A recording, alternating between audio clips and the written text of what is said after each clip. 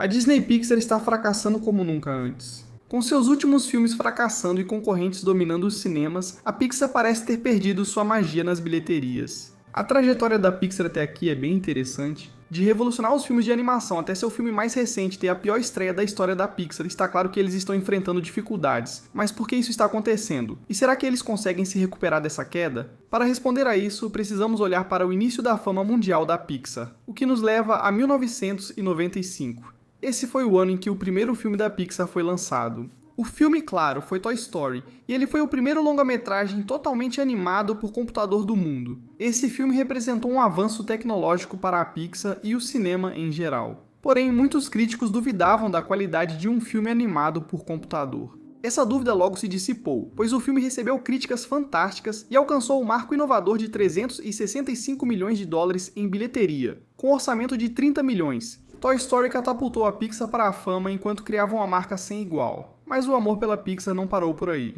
Nos 15 anos seguintes, a Pixar lançou sucessos consecutivos, sem sinais de desaceleração. Clássicos como Monstros S.A., Procurando Nemo, Os Incríveis, Carros, Ratatouille, Wall-E e Up fizeram com que milhões e milhões de pessoas se tornassem fãs permanentes da Pixar, e com razão. Parecia que a Pixar não errava em nada do que lançava. Suas histórias originais, com narrativas e enredos divertidos, criavam uma experiência mágica que nenhum outro estúdio replicava. E melhor ainda, eles faziam isso quase sem nenhuma sequência, tendo lançado apenas 2 sequências entre seus 11 filmes até 2010. E naquele ano, a Disney estava nas nuvens, faturando bilhões de dólares com esses sucessos comerciais após adquirir a Pixar em 2006. A Disney não sabia, mas a década seguinte mostraria que a Pixar começava a perder parte de sua magia.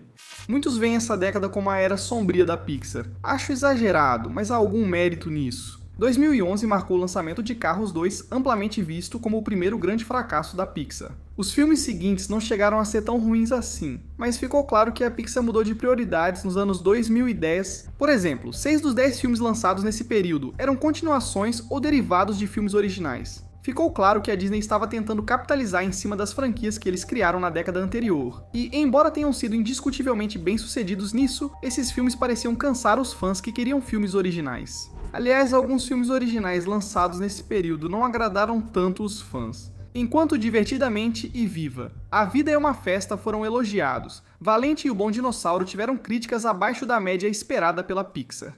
Porém, o pior ainda estava por vir para a empresa. A década de 2020 confirmou que a Pixar começava a desmoronar. Claro, a pandemia foi um dos motivos, mas não foi o único motivo.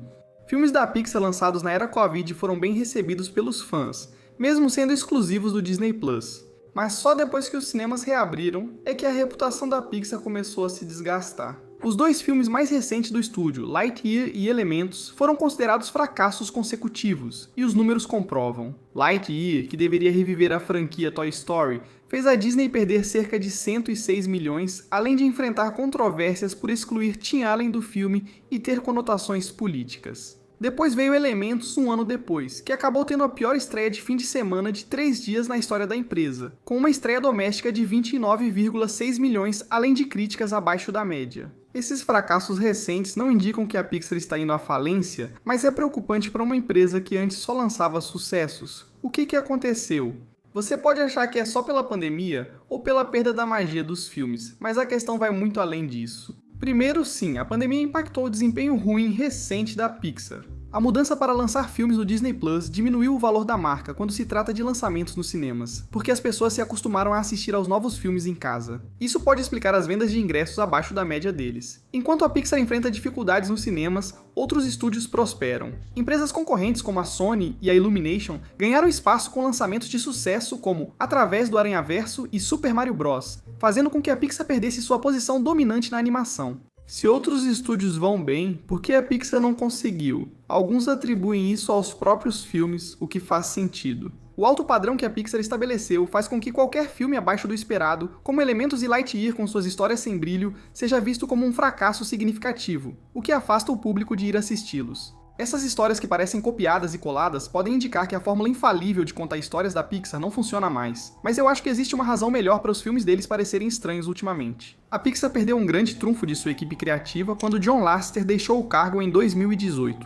Ele teve papel importante na criação de filmes icônicos como Toy Story, Carros, Vida de Inseto e outros. A liderança e visão criativa de John foram essenciais para o sucesso inicial da Pixar, mas sua saída parece ter afetado a qualidade dos filmes recentes. Agora, dito tudo isso, obviamente a Pixar ainda não acabou, eles ainda possuem franquias de sucesso, e alguns de seus filmes recentes foram aclamados, mantendo a essência mágica inicial da Pixar. Eles ainda fazem ótimos filmes, mas o que mais podem fazer para voltar ao topo? A Pixar poderia revitalizar sua forma de contar histórias, resgatando narrativas envolventes que atraem adultos e famílias. Eles poderiam focar em inovar, como fizeram com Toy Story, tanto nos estilos de animação quanto nas técnicas de contar histórias, ao mesmo tempo se afastando de fórmulas e franquias já muito usadas. Além disso, o estúdio poderia se beneficiar usando seus curtas clássicos como uma forma de baixo risco para testar o interesse do público em novos conceitos. E talvez eles pudessem investir em um marketing melhor para seus filmes, assim mais pessoas ficariam sabendo dos lançamentos nos cinemas. Independentemente do que façam, parece que a Pixar está em uma encruzilhada, e se continuarem no caminho em que estão atualmente sem inovar, isso pode significar problemas para o futuro da empresa.